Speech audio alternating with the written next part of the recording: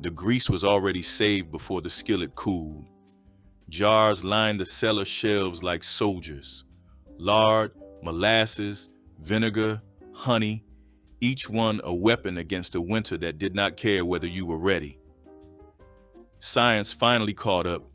Here are 30 banned foods Black grandmothers stockpiled that scientists say were genius.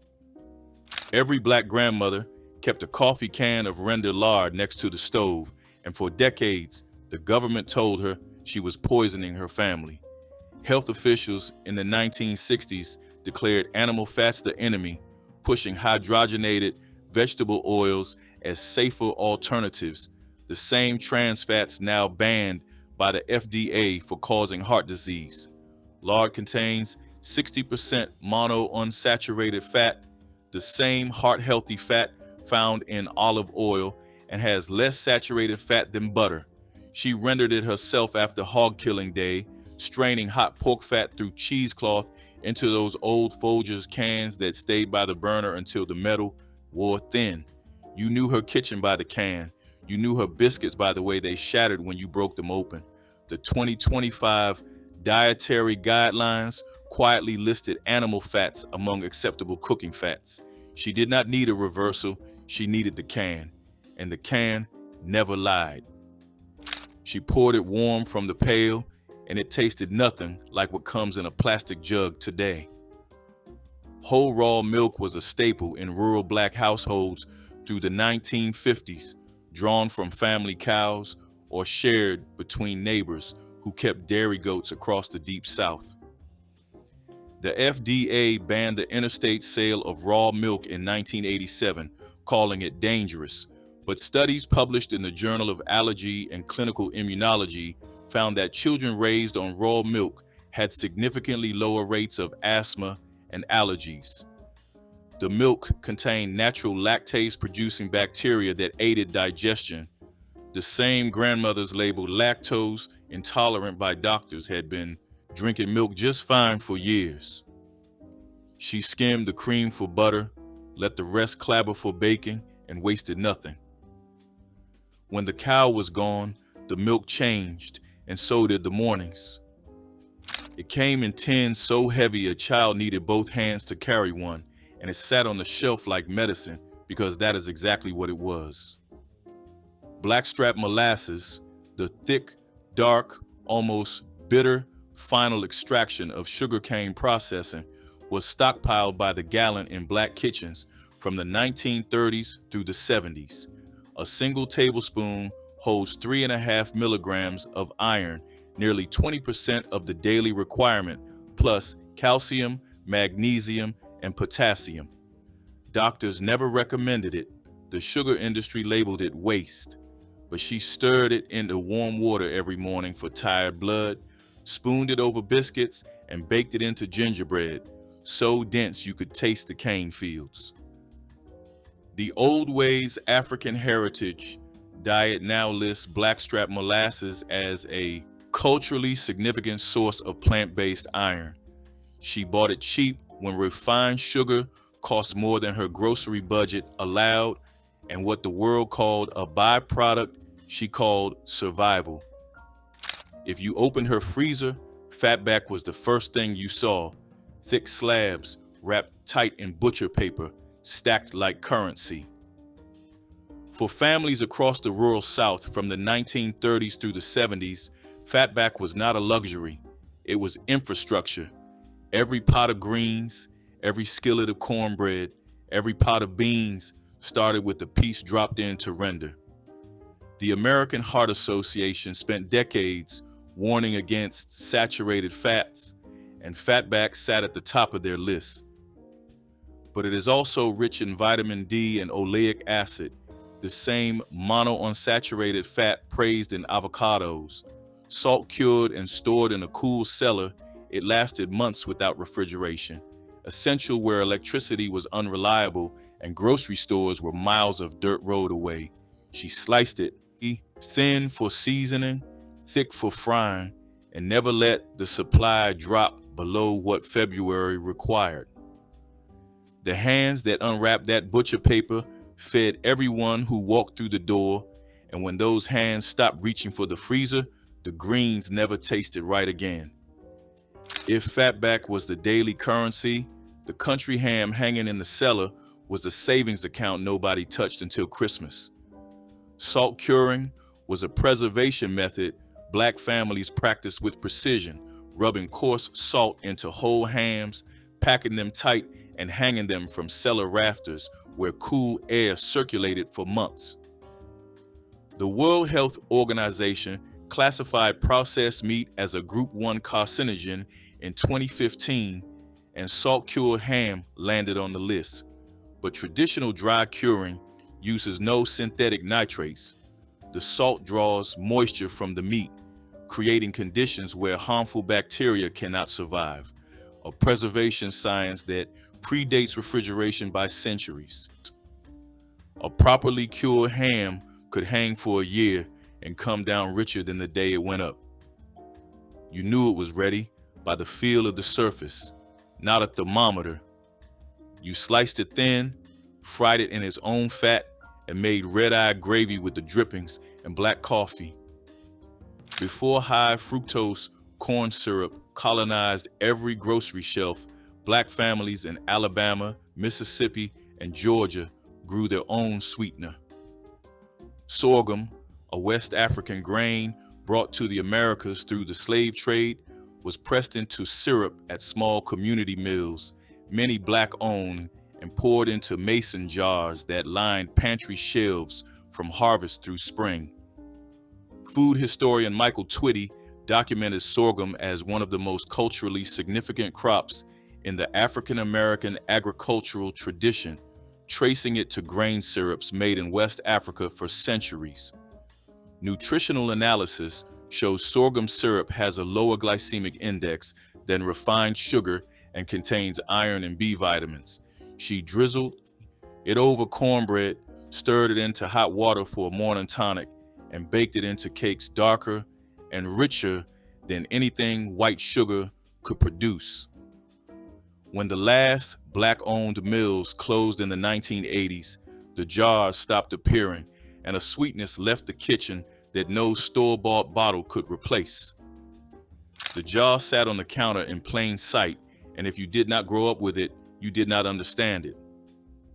Pickled pig feet, trotters simmered until tender, then submerged in a sharp vinegar brine with bay leaves, peppercorns, and hot pepper flakes, filled gallon glass jars across Black households from the 1940s through the 70s. Health inspectors flagged them. Nutritionists dismissed them as waste cuts. But pig feet are one of the richest natural sources of collagen type 2, along with glycine and proline, amino acids now sold as expensive supplements for joint health and gut lining repair. The vinegar brine created an acidic environment that prevented bacterial growth while tenderizing connective tissue into something silky. You ate them cold, straight from the jar, pulling soft meat from between small bones with your teeth while the vinegar stung your lips. Nobody taught you how. You watched, and one day you reached in. She bought them by the bag, 5-10 pounds at a time, and stacked them in the freezer like she was preparing for something only she could see coming. Smoked neck bones with the cheapest cuts at the butcher counter, and a single bag could flavor 3 separate pots of greens, beans, or rice over the course of a week. The World Health Organization's 2015 classification of processed meats put smoked cuts on the danger list, and neck bones, smoked over hickory, in the tradition passed from plantation smokehouses to backyard pits, were caught in the warning. But slow smoking creates phenolic compounds that act as natural antioxidants, and the bones release collagen, calcium, and marrow nutrients during the long simmer.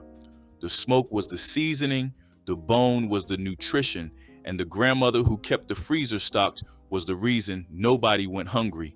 She pulled 2 from the bag on Monday, dropped them in the pot, and by Wednesday, the house smelled like something you will spend your whole life trying to find again. They came home from the garden in buckets, dried on newspapers spread across the porch, and went into cotton sacks that hung from nails in the pantry. Dried field peas, Crowder peas, lady peas, Sea Island reds, and heirloom varieties tracing directly to the cowpeas of West Africa were the protein backbone of black households when meat was scarce. Paired with rice, they form a complete protein, something nutritional science did not confirm until the 1970s, but these kitchens had practiced for generations. The resistant starch in dried peas feeds beneficial gut bacteria and lowers blood sugar response. A 5-pound sack lasted a family a month. You soaked them overnight, cooked them with whatever smoked meat was in the freezer, and served them over rice with cornbread on the side. She grew varieties no seed catalog carried. Seeds passed from her mother, from her grandmother, from hands that planted them in soil they were not allowed to own. The tin had no label anyone remembered choosing. It just appeared every fall after the cane was pressed at the mill down the road, and it did not leave the shelf until the last drop was scraped out in March. Cane syrup, made by boiling sugarcane juice into a thick amber liquid, was a staple sweetener in black households across Louisiana, Georgia, and the Carolinas. It kept indefinitely. Unlike corn syrup, cane syrup retains trace minerals, iron, calcium, potassium, and the Southern Foodways Alliance has documented it as a cornerstone of African American cooking traditions. She poured it slow over hot biscuits, mixed it into pecan pie filling, and stirred it into coffee when the sugar bowl ran low. Black-owned cane mills once dotted rural roads from Baton Rouge to Savannah, pressing cane each fall while communities gathered to watch. When the mills went silent, the tins stopped coming, and the woman who could tell you which mill pressed the sweetest syrup was already gone by then. Long before gut health became a wellness trend, the canning shelf in her kitchen held rows of fermented chow-chow that had been doing the same work for decades. Chow-chow, a tangy relish of green tomatoes, cabbage, onions, and hot peppers, was preserved in vinegar brine and canned every fall across black households in the Carolinas, Virginia, and Tennessee. The fermentation produced natural probiotics, the same beneficial bacteria now sold as expensive supplements. Nobody called it probiotics then. They called it putting up food for winter. She spooned it over field. Peas, piled it on pinto beans, and set the jar on the table like it belonged at every meal. Each family's recipe differed. More pepper here, sweeter there, some with mustard seed, and the differences were argued about at church dinners with the same heat as scripture. The recipe was never written because writing it meant admitting someone else might need to make it someday.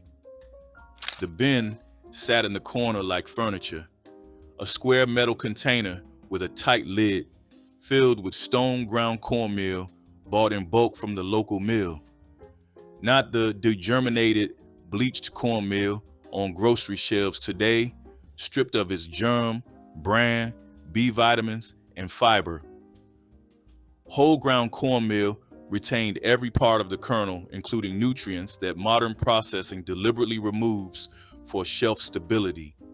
Indigenous peoples taught nixtamalization, treating corn with alkaline ash water to unlock niacin and prevent pellagra, and black families carried that knowledge through generations of cornbread, hoe cakes, and mush. The metal bin kept weevils out and moisture away, and she refilled it the moment it dropped below half. Cornmeal was the floor beneath the floor, the thing you reached for when everything else was gone. Hot water cornbread came together in 5 minutes if the bin was full, and her bin was always full. Her grandmother called it cooking grease. The 2025 Dietary Guidelines for Americans now call it a healthy added fat. Rendered beef tallow, saved after roasting, strained through cloth, and stored in ceramic crocks or repurposed coffee tins, was a kitchen staple in Black households long before wellness influencers made it trendy. For decades, the American Heart Association told families to throw it away and use vegetable oils instead. Those same vegetable oils are now linked to inflammation, and tallow, rich in conjugated linoleic acid and fat-soluble vitamins A, D, and K, has been quietly rehabilitated. She kept the crock next to the stove the way other women kept salt. It never needed refrigeration because the rendering process removed the moisture that causes spoilage.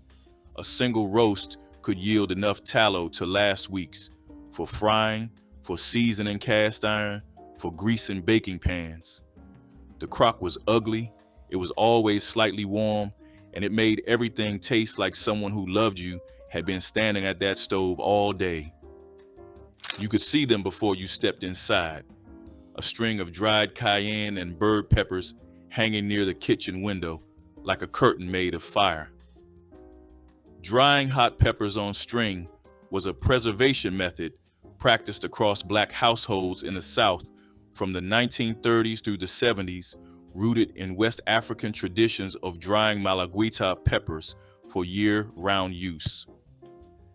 The capsaicin in those peppers is now the subject of extensive medical research. Studies published in the British Medical Journal link regular capsaicin consumption to reduced inflammation, improve metabolism, and lower cardiovascular mortality. She pulled one off the string, crumbled it between her fingers directly into the pot, and never measured. The heat was in her hands, literally. She knew how much a pot of greens needed by the size of the pepper and the mood of the room. Those strings kept through winter and into the next growing season, losing none of their fire. The wall where they hung still smelled like pepper years after the last string came down. If the dried peppers on the wall made visitors curious, the bag of chicken feet in the freezer made them leave. But those feet, yellow-skinned, clawed, and unsettling to anyone who had not grown up watching them bobble in a stock pot, are among the richest natural sources of collagen, type 2, glucosamine, and chondroitin on Earth. The same compounds now sold in capsule form at $30 a bottle were simmering in her pot for pennies. Chicken feet were dismissed as awful, swept off butcher counters into discard bins, and Black grandmothers collected them. She blanched them first, peeled the outer skin, then simmered them for hours until the broth turned thick and golden, gelling solid when cooled. That gel was the collagen. She added it to soups, rice, and gravies without ever knowing the word glucosamine. She just knew her knees hurt less in winter when she drank the broth. The science caught up 40 years later. Her knees did not wait. The FDA banned saffrole, the compound found in sassafras root bark, in 1960, and overnight, a tea that Black families had brewed for generations became contraband. Sassafras tea was a spring tonic across the rural South, believed to thin the blood after heavy winter eating, and the root bark was dug in early spring, dried in paper bags, and stored in the pantry for year-round use. The ban was based on studies that injected massive doses of isolated saffrole into laboratory rats, doses no human tea drinker would ever consume. Recent pharmacological reviews have questioned whether the risk was overstated, noting that sassafras remained in traditional use across multiple cultures with no documented epidemic of harm. She also dried the leaves separately, grinding them into file powder for thickening gumbo, a technique borrowed from the Choctaw and passed through Creole and African American kitchens for centuries. The paper bags smelled like root beer because sassafras was root beer before the flavor was made synthetic and the root was made illegal. Somebody's uncle always knew where the poke grew, and he guarded that patch like it owed him money. Pokeweed, Phytolacca americana, is technically toxic, Every agricultural extension office in the South warned against eating it, and they were not entirely wrong. Raw pokeweed contains phytolactotoxin, which can cause serious illness. But black families already knew that, which is why nobody ate it raw. The young spring shoots were picked before the stems turned purple, boiled in 3 changes of water to leach out the toxins, drained completely, then sautéed with onions, fatback, and vinegar. The result was a mess of greens richer in vitamins A and C than spinach. Tony Joe White put it in a song in 1969, but black kitchens had been cooking it since before anyone alive could remember. The argument was never whether to eat it. The argument was whose patch produced the tenderest shoots, and that argument ruined at least one Thanksgiving dinner that nobody in the family has forgotten. For 30 years, the yolk was the villain. The American Heart Association told families to eat egg whites only, and doctors wrote prescriptions for cholesterol medication while telling patients to throw away the richest part of the egg. In 2015, the USDA quietly removed the dietary cholesterol cap, admitting that cholesterol in food does not raise blood cholesterol the way they had warned for decades. The yolk contains choline, essential for brain development and liver function, along with vitamins D, A, and B12, plus lutein for eye health. Black grandmothers never separated an egg in their lives. They cracked them whole into cornbread batter, fried them whole in bacon grease for breakfast, and scrambled them whole with whatever leftover meat was in the icebox. The idea of throwing away half the egg would have insulted her. She grew up in a house where waste was sin and an egg was not half a food. It was the whole meal when there was nothing else. It sat under the sink or on the back porch or behind the flour, a gallon jug of apple cider vinegar that served more purposes than any product in the house. She used it for pickling, cleaning, soaking greens, tenderizing tough meat, settling stomachs, and rinsing her hair until it shone. Mainstream medicine dismissed vinegar remedies as folk nonsense, but acetic acid, the active compound, has since been shown in clinical studies to lower post-meal blood sugar spikes, improve insulin sensitivity, and inhibit bacterial growth on food surfaces.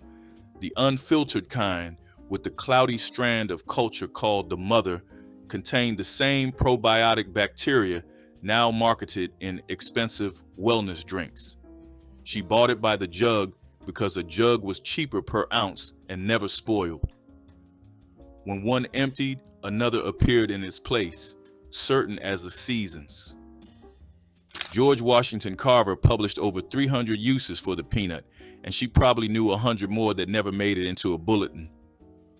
Whole peanuts in the shell were stockpiled because the shell itself was the preservation, blocking oxygen, slowing oil oxidation, keeping the nuts edible for months without refrigeration. Agricultural officials later raised aflatoxin concerns, but the risk was tied to commercial storage, not the dry pantries these women kept. She roasted them in cast iron, boiled them green in salted water during harvest, and ground them into a paste that predated any jar of Jif by generations. West African groundnut stews trace the same ingredient back centuries. The sack sat in the corner, and you grabbed a handful on your way out without asking, because she filled it for exactly that reason.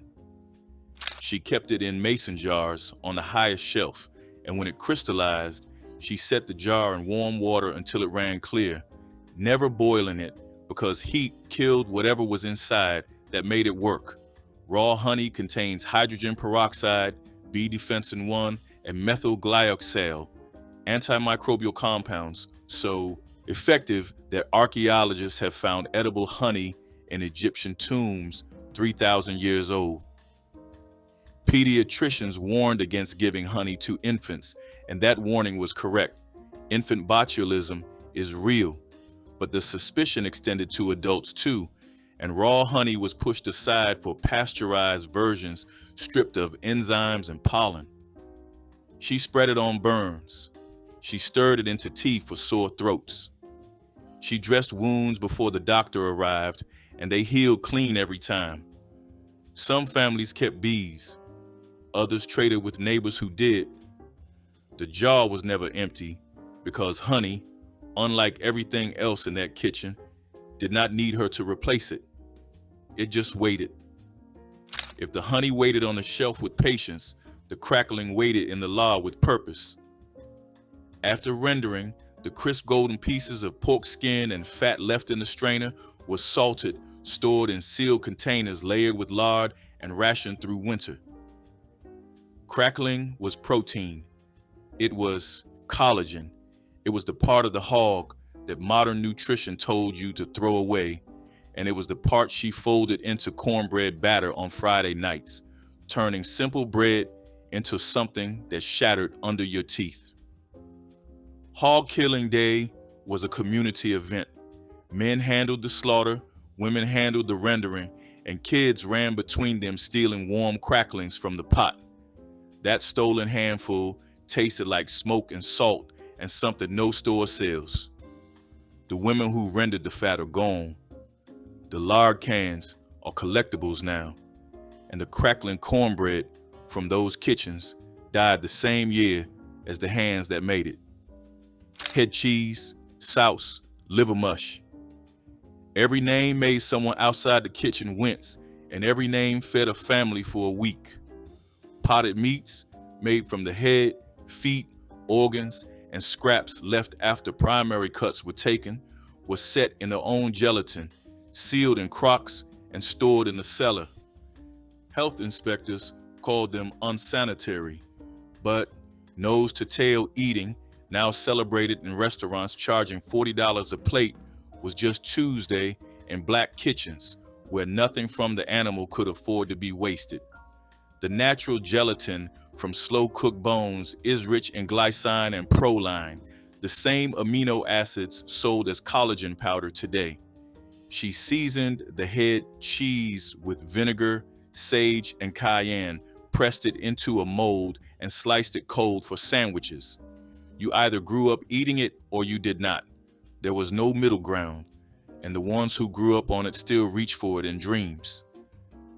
The pot never left the stove. That was the rule. A stock pot on the back burner, low flame, bones simmering with whatever vegetable scraps and herb stems she had saved through the week. Chicken carcasses, ham bones, neck bones stripped clean, onion skins, celery leaves, nothing was garbage if it could give flavor. Doctors dismissed bone broth as folk medicine. Then researchers confirmed that prolonged simmering extracts glycine, proline, and hydroxyproline from bone collagen, amino acids that support gut lining repair, joint health, and immune function. The broth gelled when cooled because the collagen concentration was that high. She ladled it into rice, beans, gravy, and soup and gave warm cups to anyone who felt sick. The pot never went cold because she believed a cold stove meant a cold house, and she was right about more than temperature. Nobody has kept that burner lit since. The canning jars came down from the attic in July, and by September, the cellar shelves were lined with quart jars of turnip greens, mustard greens, and mixed greens blanched, packed tight, and pressure sealed for winter. The USDA issued warnings about home canned vegetables and the risk of botulism, and many families stopped canning altogether. But she followed the pressure canning method precisely. The bald blue book sat on her kitchen counter with more stains than a hymnal, and in 40 years of canning, she never lost a jar. Turnip greens contain glucosinolates, compounds now studied for their anti-cancer properties, along with calcium that the body absorbs more efficiently than dairy calcium. She grew them in the backyard garden, picked them before the first frost, and put them up in a single weekend of work that smelled like steam and vinegar, and filled every surface in the kitchen with wet jars cooling on towels. The shelves were her calendar. When the last jar opened, spring was close. When the jars ran out before March, the winter had been harder than she planned for. It weighed more than some of the children who ate from it, and it had been black and smooth since before anyone in the family could remember who bought it. The cast iron skillet, seasoned with decades of lard, bacon grease, and tallow, built up layer by layer into a surface slicker than any factory coating, was the most valuable tool in her kitchen and the one thing she said to never let leave the family. Iron leaching studies have confirmed that cooking in cast iron increases the iron content of food, particularly acidic dishes like tomato-based stews, providing measurable dietary supplementation. Meanwhile, the non-stick alternatives that replace cast iron in modern kitchens are now linked to PFAS, persistent chemicals associated with cancer, thyroid disease, and immune suppression. She washed it with hot water only, dried it on the flame, and rubbed it with fat before it went back on the hook. Nobody taught that in a class. You learned it by watching her hands, the same way she learned from the woman before her. The skillet is still in the family. The hands are not. Step back and look at what she built. Not one item, all of it. The lard in the can, the molasses in the tin, the ham in the cellar, the peas in the sack, the honey on the shelf, the broth on the stove, the greens in the jars, the skillet on the hook. Together, they formed a complete nutritional system. Protein, fat, iron, calcium, vitamins, probiotics, collagen, and fiber, assembled without a degree, sustained without a single government recommendation that turned out to be right. Nutritional science calls it the variety principle, health from a wide range of whole foods rather than isolated nutrients. She called it Tuesday. She called it making sure nobody in her house went hungry, sick, or cold while she had breath and a working stove. The pantry is empty now. The shelves are bare. But the woman who filled them fed more people with banned food than most kitchens feed with everything science approves. Using bacon grease as cooking fat was condemned for decades as unhealthy habit that would clog arteries. Yet African American cooks never stopped saving every precious drop. Modern research reveals that rendered pork fat contains less saturated fat than butter and provides stable cooking temperatures that prevent harmful compounds created when vegetable oils break down. Scientists discovered that animal fats contain fat-soluble vitamins processed oils lack entirely. Grandmothers kept ceramic crocks by the stove, straining bacon, drippings for seasoning vegetables and frying eggs. What nutritionists once banned as dangerous, researchers now acknowledge as traditional wisdom that understood fat quality matters more than fat avoidance. That humble grease jar held more intelligence than years of misguided dietary advice. Chitlins, slow boiled with vinegar, were long considered one of the most controversial dishes in African American cuisine, ridiculed by outsiders and warned against by food safety officials. The dish required hours of meticulous cleaning and boiling, a process many authorities dismissed as risky. But families understood something science recently confirmed. Slow boiling with vinegar created an acidic environment that destroyed harmful bacteria while tenderizing the meat into something rich and flavorful. The vinegar acted as both a natural disinfectant and flavor enhancer, cutting through the heaviness of the pork. Modern food scientists now acknowledge this method of acidic slow cooking was effective food safety long before refrigeration existed. The women who stood over those pots were practicing microbiology without the title. Cooking rice with a clean dish towel under the lid was a technique African American cooks used to achieve perfectly fluffy grains every single time. After bringing rice to a boil and reducing to simmer, Grandmothers draped a thin cotton towel over the pot before replacing the lid. The towel absorbed excess moisture that would otherwise drip back onto rice, creating soggy, clumpy results. This simple barrier allowed steam to work while wicking away condensation that ruined texture. Food scientists studying rice preparation now recommend this exact method, explaining that the towel prevents water from pooling while maintaining humid environment needed for even cooking. What seemed like grandmother's quirky habit was actually precise moisture control that professional chefs now teach. Cooking collard greens for hours was dismissed as overcooking vegetables into mush, yet African American grandmothers knew something nutritionists took decades to confirm. The long, slow simmer breaks down tough cellulose fibers that human stomachs struggle to digest, releasing nutrients that quick-cooked greens keep locked away. Scientists now understand that extended cooking times make minerals like calcium and iron far more bioavailable.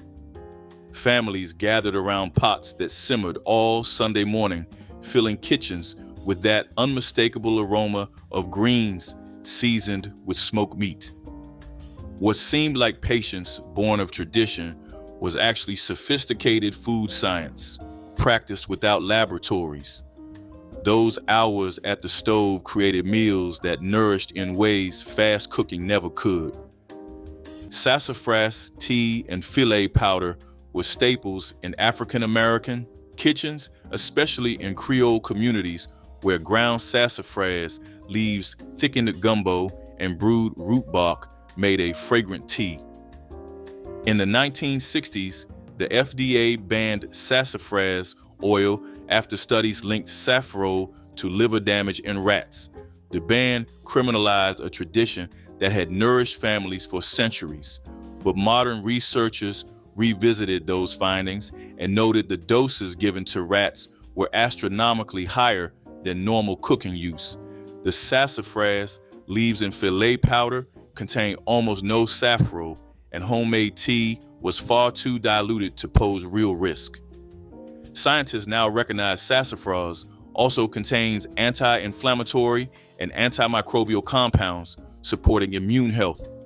What was banned turned out to be beneficial. Adding vinegar to greens while cooking was standard practice in African American kitchens long before nutritionists understood why it worked so well.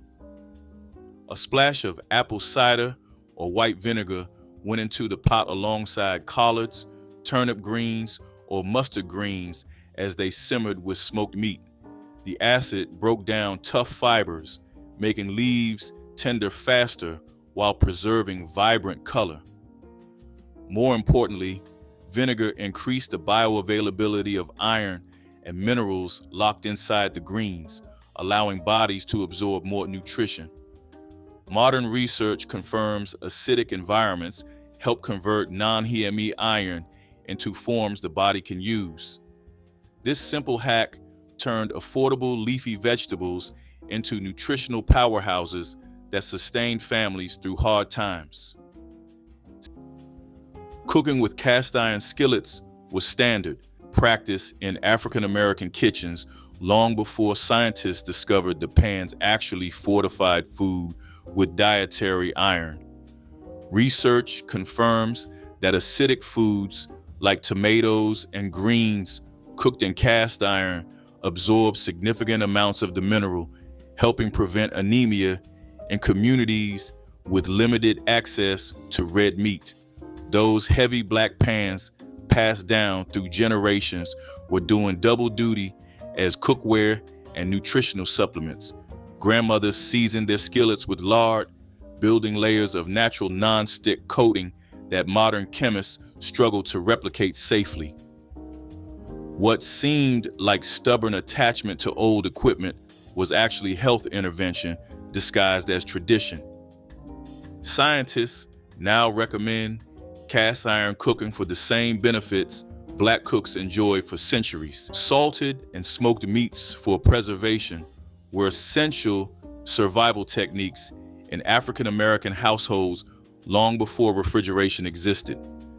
Families cured pork with heavy salt, hung it in smokehouses, and stored it for months through entire winters. Health officials later warned these methods produced excessive sodium and carcinogenic compounds, pushing families toward processed alternatives.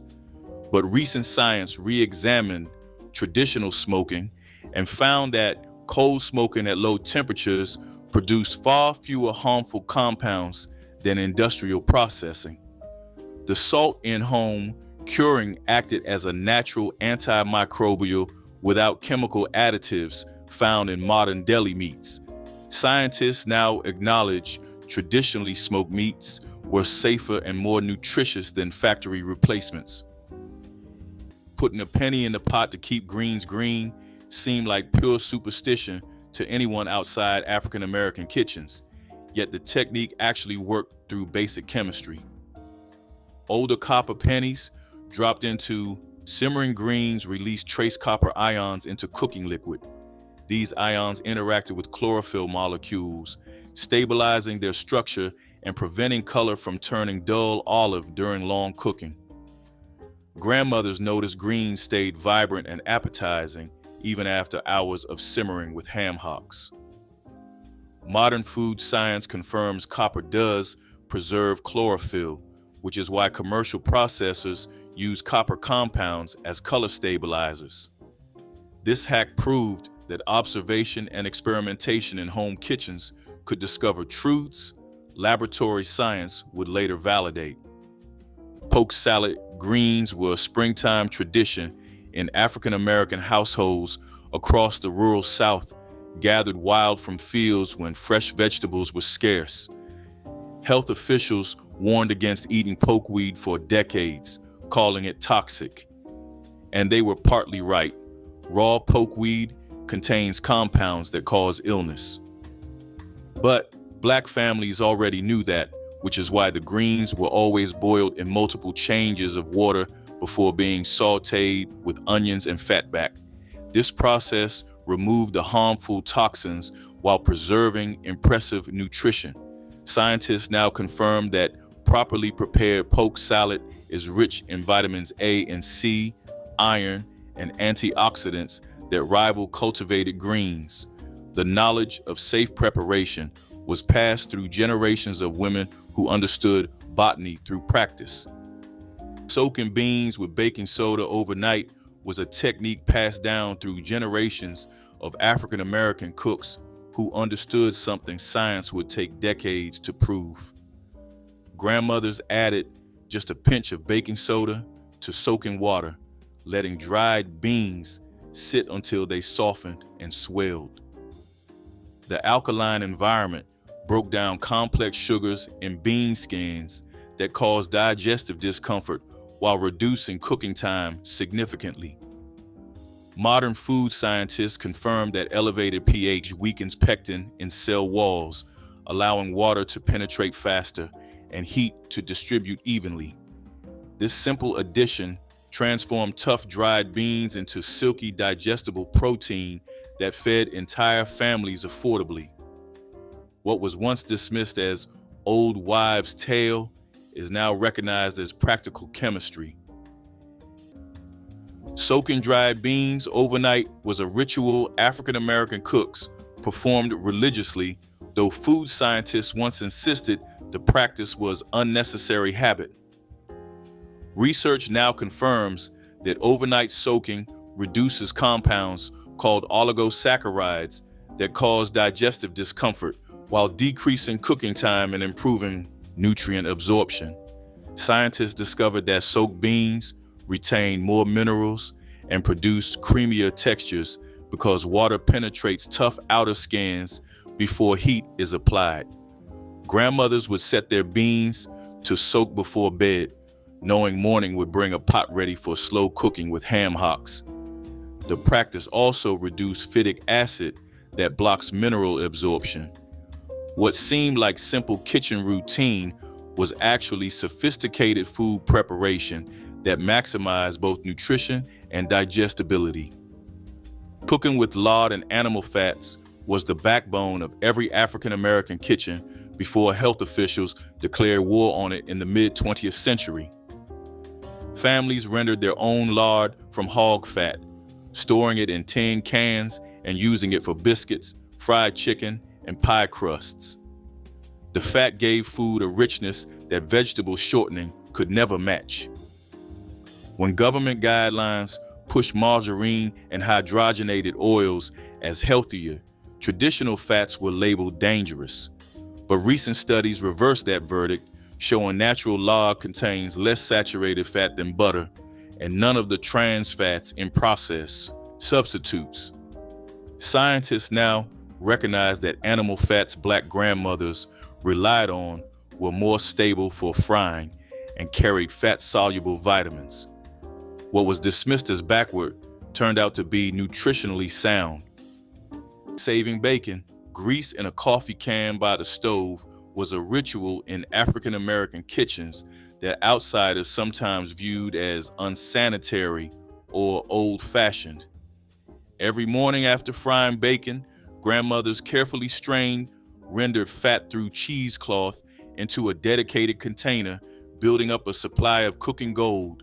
This grease became the foundation for cornbread, fried eggs, and seasoned vegetables, adding depth no store-bought oil could match.